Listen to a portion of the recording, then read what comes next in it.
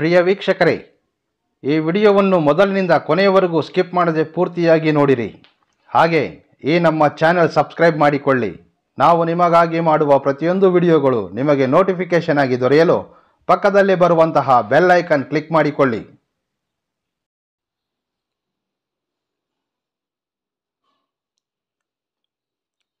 ಶತ್ರುನಾಶನ ತಂತ್ರ. ಎಲ್ಲವೂ ಜೀವನದಲ್ಲಿ ಚೆನ್ನಾಗಿದೆ ಅಂದ್ಕೊಂಡಾಗ ಸಂಬಂಧವೇ ಇಲ್ಲದೆ ಇರತಕ್ಕಂತಹ ವ್ಯಕ್ತಿಗಳು ನಮ್ಮ ಏಳಿಗೆಯನ್ನು ನೋಡಿ ಸಹಿಸ್ಲಿಕ್ಕೆ ಸಾಧ್ಯ ಇರೋದಿಲ್ಲ.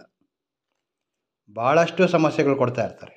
ಅವರು ನಮ್ಮ ಬಂಧುಗಳಲ್ಲೂ ಇರಬಹುದು, ನಮ್ಮ ನೆರೆಹೊರೆಯವರು ಇರಬಹುದು, ಅಥವಾ ನಾವು ಕೆಲಸ ಮಾಡ್ತಕ್ಕಂತಹ ಸ್ಥಳದಲ್ಲಿ ನಮ್ಮ ಸಹೋದ್ಯೋಗಿಗಳಿರ್ತಾರೆ. ನಮ್ಮ ಬೆಳವಣಿಗೆ ಆರ್ಥಿಕವಾಗಿರಬಹುದು, ಅಥವಾ ನಿಮ್ಮ ಉದ್ಯೋಗ ಸ್ಥಳದಲ್ಲಿ ನಿಮಗೆ ಕಂಡ್ರೆ ಹೊಟ್ಟೆ ಹುರಿಯಿಂದ ನಿಮಗೆ ಸಮಸ್ಯೆ ತಂದು ಕೊಡ್ತಾ ಇರತಕ್ಕಂತಹ ಶತ್ರುಗಳಿರಬಹುದು, ಅಥವಾ ನಿಮ್ಮ ವ್ಯಾಪಾರ ಕ್ಷೇತ್ರದಲ್ಲಿರಬಹುದು, ನಿಮ್ಮ ಕಾಂಪಿಟೇಟಿವ್ ವ್ಯಾಪಾರದಲ್ಲಿ ನಿಮಗೆ ಸಮಸ್ಯೆ ಮಾಡ್ತಾ ಇರತಕ್ಕಂತಹ ಯಾವುದೇ ವ್ಯಕ್ತಿಗಳಿರಬಹುದು.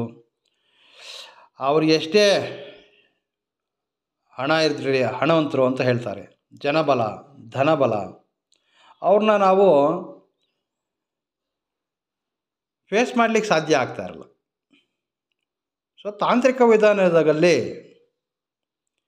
ಶತ್ರುಗಳಿಗೆ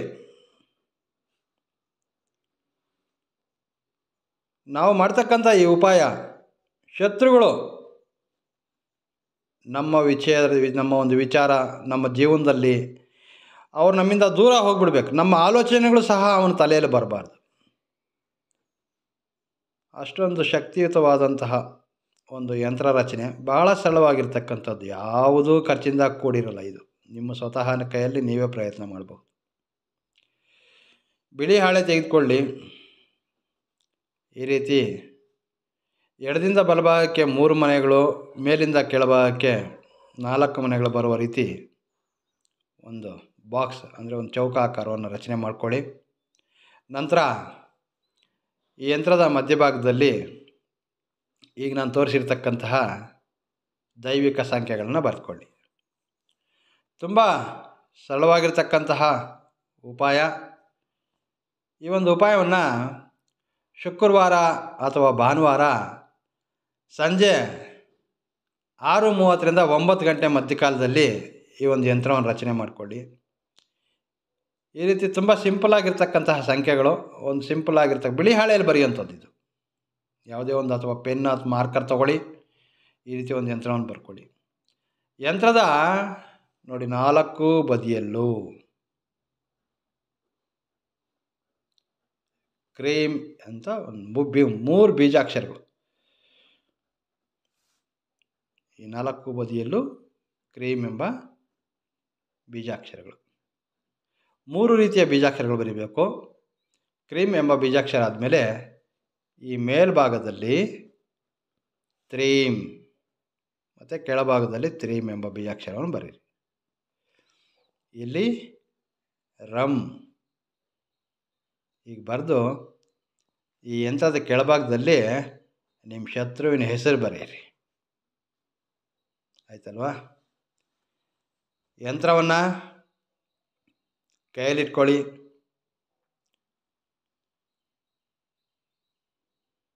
ಶತ್ರುವಿನ ಮುಖಚಹರೆ, ಶತ್ರುವಿನ ಹೆಸರು ಹೇಳ್ಕೊಂಡು ನಿಮ್ಮ ಇಷ್ಟ ದೇವತೆಯನ್ನು ಪ್ರಾರ್ಥನೆ ಮಾಡಿಕೊಳ್ಳಿ.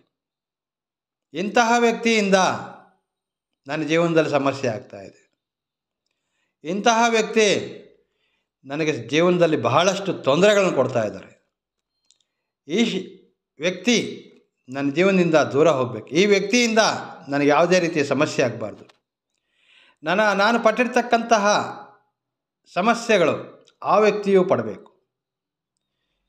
ಶತ್ರುವಿಗೆ ನಾವು ನೇರವಾಗಿ ಅವನ್ನೇನೂ ಮಾಡಲಿಕ್ಕೆ ಸಾಧ್ಯ ಇರಲ್ಲ. ಅವನಿಗೆ ಜನಬಲ ಇರಬಹುದು, ಹಣಬಲ ಇರ್ತದೆ. ನೀವು ಈ ಒಂದು ಉಪಾಯವನ್ನು ಪ್ರಯತ್ನ ಮಾಡಿ. ಅದು ಎಂತಹ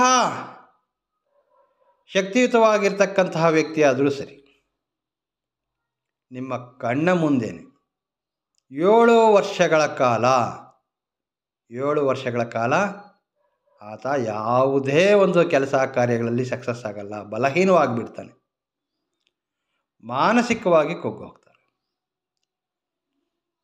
ನಿಮ್ಮ ಇಷ್ಟ ದೇವತೆಯನ್ನು ಪ್ರಾರ್ಥನೆ ಮಾಡಿಕೊಂಡು ಶತ್ರು ಹೆಸರು ಹೇಳ್ಕೊಂಡು ಅವನ ಒಂದು ಮುಖಚಹರೆಯನ್ನು ಮನಸ್ಸಲ್ಲಿ ತಿಳ್ಕೊಂಡು ಯಾವುದು ಮಂತ್ರ ಓದೋ ಅಗತ್ಯ ಇಲ್ಲ. ಈ ಯಂತ್ರವನ್ನು ತೆಗೆದುಕೊಂಡು ಮನೆಯಿಂದ ಹೊರಗಡೆ ಬನ್ನಿ. ಮನೆಯ ಮುಂದೆ ಸ್ಥಳ ಇದ್ದರೆ ಮನೆಯ ಮುಂದೆ ಇರತಕ್ಕಂತಹ ಸ್ಥಳ ಅಥವಾ ಯಾವುದಾದ್ರೂ ಒಂದು ನಿರ್ಜನ ಪ್ರದೇಶ ಆದರೂ ಸರಿ, ಈ ಬಿಳಿ ಹಾಳೆಯಲ್ಲಿ ಬರೆದಿರ್ತಕ್ಕಂತಹ ಯಂತ್ರವನ್ನು ಬಿಸಾಡಿ, ನಂತರ ಈ ಬಿಳಿ ಹಾಳೆಯಲ್ಲಿ ಬರೆದಿರ್ತಕ್ಕಂತಹ ಯಂತ್ರದ ಮೇಲೆ ನೀವು ಮೂತ್ರ ವಿಸರ್ಜನೆ ಮಾಡಿ. ಯಂತ್ರದ ಮೇಲೆ ನೀವು ಮೂತ್ರ ವಿಸರ್ಜನೆಯನ್ನು ಮಾಡಬೇಕು. ಈ ಒಂದು ಉಪಾಯನ ಪ್ರಯತ್ನ ಮಾಡಿ.